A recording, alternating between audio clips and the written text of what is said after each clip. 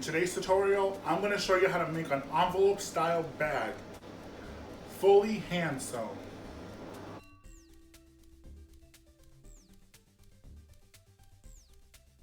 Hi friends, welcome back to So Obvious. I'm a Polinar. So my original idea for this video was to make an envelope style bag the size of about an iPad. However, I did get a request, my first request ever, from one of my subscribers who does not own a sewing machine but wants to learn more hand sewing techniques so that she can make some projects at home with her daughter. So I decided to take my original plan, alter it, shrink it, and now we are going to hand sew it. One thing that's important for me to do in all of my videos is introduce at least one new skill for you guys to learn. However, today we are going to introduce 3 new skills. We are going to learn how to do a sew-on snap closure, the blanket stitch, and a hand-sewn backstitch. In the end, I think that all 3 of these techniques are very important, especially if you're going to be a hand sewer. So first things first, everyone has a different size of cell phone. I'm going to show you the measurements that I'm using for my specific phone. I have an iPhone 8 Plus. With its case, it is 6 inches by 3.5. So for my pattern pieces, because of the effects we are trying to do with the hand sewing and then the overlock stitch or the blanket stitch, I made a rectangle that is 8.5 inches this way and 5.5 inches this way. These measurements give us an inch of seam allowance on each one so that we can stitch it, and then we can do the blanket stitch once we turn it inside out. The second pattern piece that I have is this one, which is the back piece. The other rectangle is the front piece. This one, I used the rectangle to make a square that is, again, 8.5 by 5.5. Then what I did was measured the middle right here, which is 4.25. It's this line here. I accidentally measured by the wrong quarter. So once I found the middle, the 4.25 right here, I did a perpendicular line going 3.5 inches up. Once I did that, I did a line connecting this point to the line here, and then this point to the line up here, and they're approximately 5.5 inches each. You are welcome to use these measurements if you want. If not, then you can just measure your own cell phone and use those measurements. Okay. Now that I have my pattern pieces, I'm going to go ahead and use them to cut out my fabric pieces. I'm going to be using a medium weight fabric today. Here I have my pattern pieces already cut out. Because we are doing hand sewing, I always like to draw the lines for the seam allowance. We're going to do a 1/2 inch seam allowance all the way around on both of these. I like to measure the seam allowance because even though I do have experience hand sewing, I still have a tendency to have my stitches kind of veer off and kind of do a little zigzag or something like that. Especially the longer that you hand sew, the more tired your eyes and your hands get. So just to have a little guideline, I always draw the seam allowance. Once you have your pattern pieces cut out and the seam allowance drawn on them, we are going to get your pinking shears. We're going to pink this seam, and then the top seam on our rectangle piece. So let's go ahead and pink those pieces out. Now you only want to pink the edge, you don't want to pink too much. Here we have the seams already pinked. So now we are going to press these seam allowances towards the side that has the pen marking on it.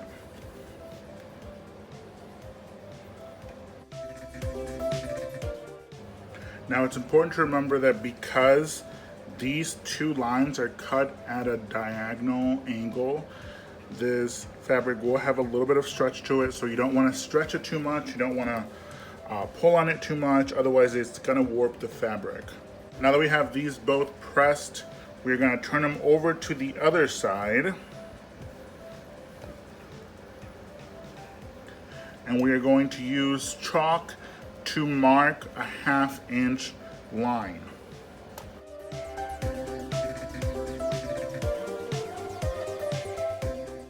Now that we have those marked, we are ready to do our first set of blanket stitching or overlock stitching.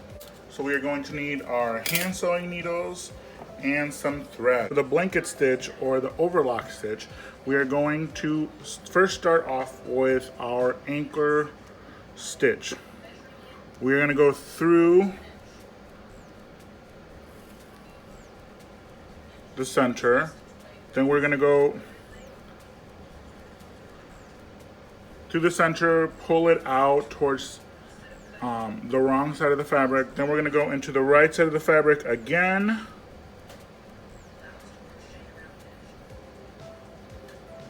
Remember to stay somewhere on that line. And we are going to pull it through. We're going to pull it through, but we're going to make sure we put our needle through the loop. And then continue pulling. Alright, so our anchor stitch is done. Well, now we can go ahead and start blanket stitching.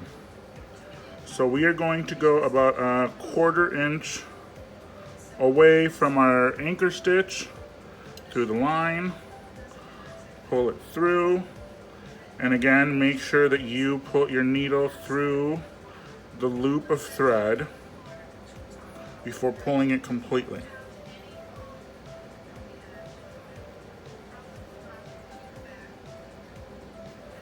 Pull on it. Now next stitch. Again, about a 1/4 inch away from the last one. And before you pull it through, make sure you put it through the loop.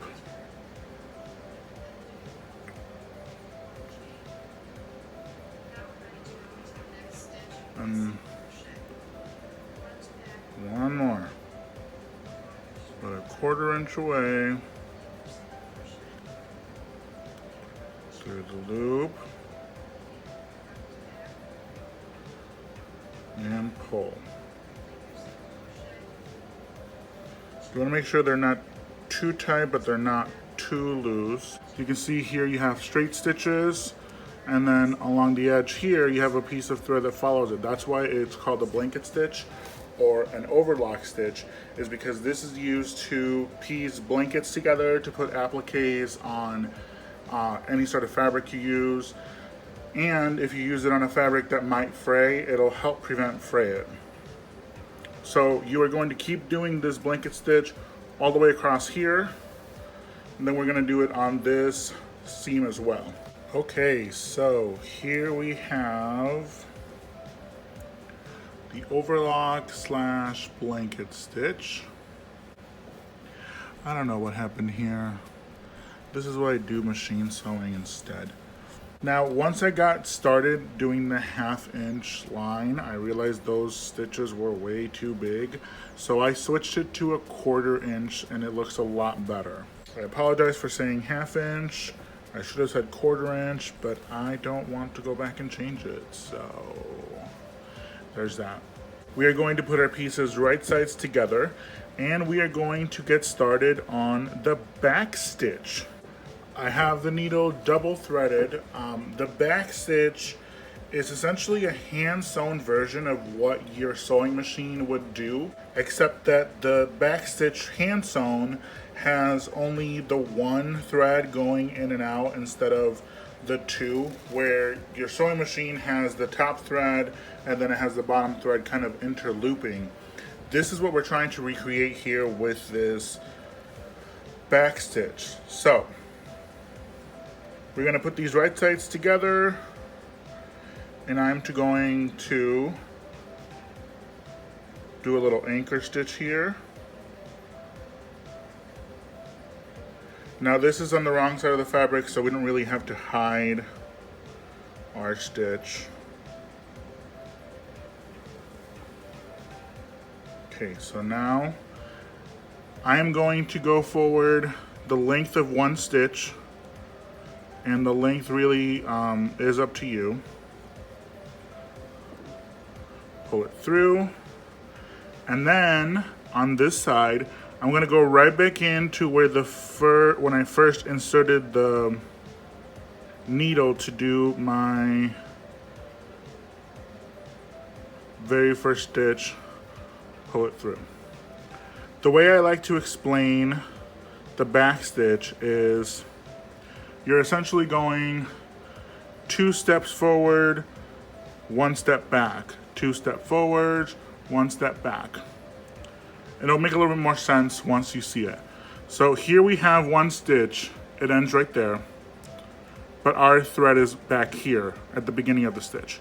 So we are going to go the length of 2 stitches and go in and pull it through. That's the 2 steps forward I was talking about. Now on this side, you can see this stitch ends here and there's a big gap between this stitch and where our thread actually is. So we are going to go 1 step back and put our needle through the end of that stitch to make them meet and pull it through. So now here you have 2 stitches right next to each other. Here you just have 1 big stitch. So again, we're gonna go 2 steps forward. So here's the length of 1 stitch. We're gonna go past that 1 more stitch, push it through and pull. And then 1 step back. So we're going to have our thread meet up this stitch back here.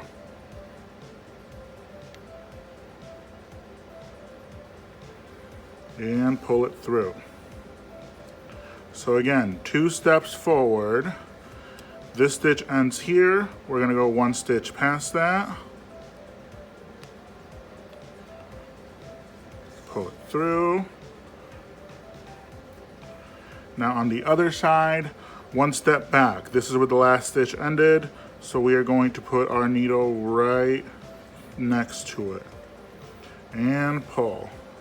One thing I don't like about this stitch is that on one side, it looks nice and neat. You can see each stitch.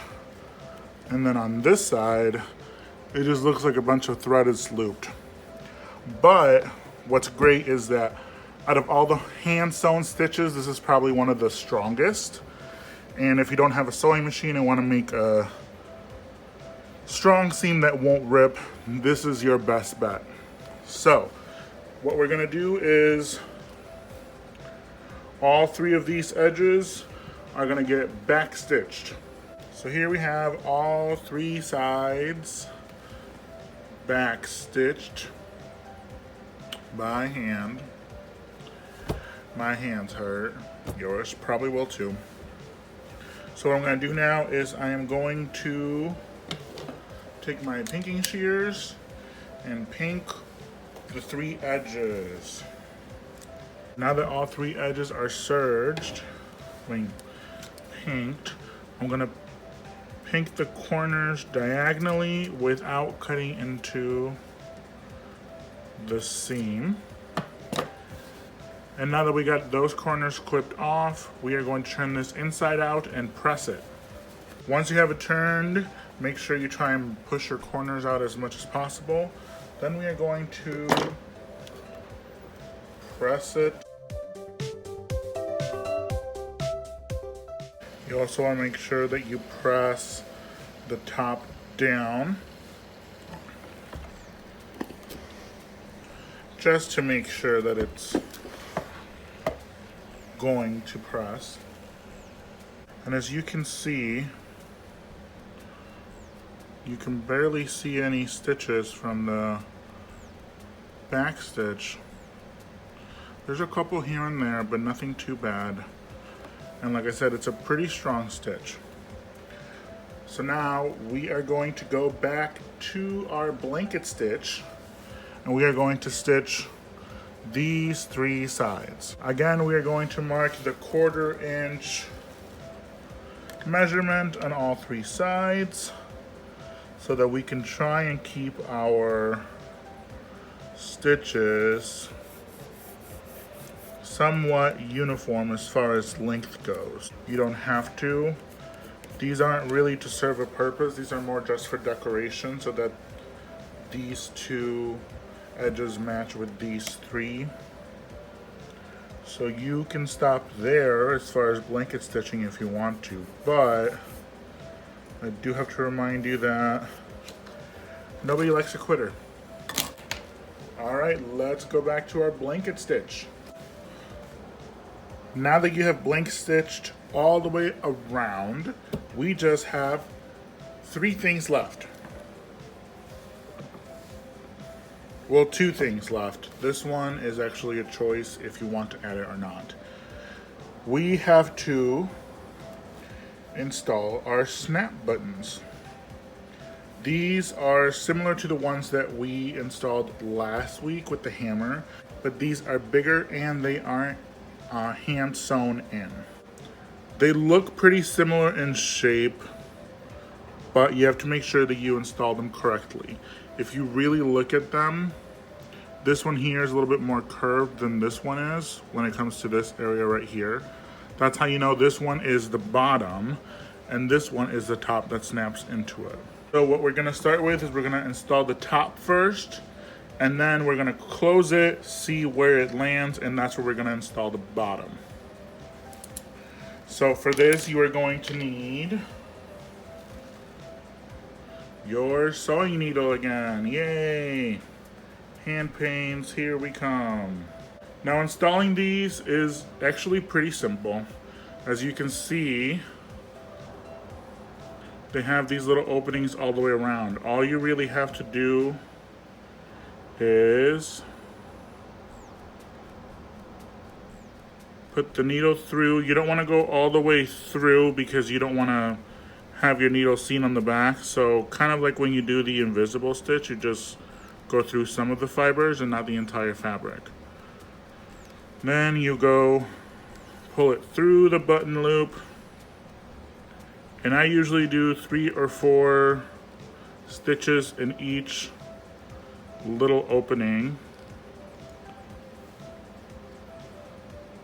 just to hold them in place. Now here, some people tie it off, some people just carry the thread into the next section. You are welcome to do stab me. You're welcome to do whichever one you feel is correct. And then obviously you would use thread that matches either the fabric or the button. If you watched my last video, you remembered that I stated that I prefer the snap-on ones that we did last video because they look a lot more professional, especially if you're not an experienced hand sewer. I'm an experienced sewer who does not like hand sewing, so I will try and stay away from it as much as possible. I don't know about you, but I don't like stabbing myself in the finger repeatedly.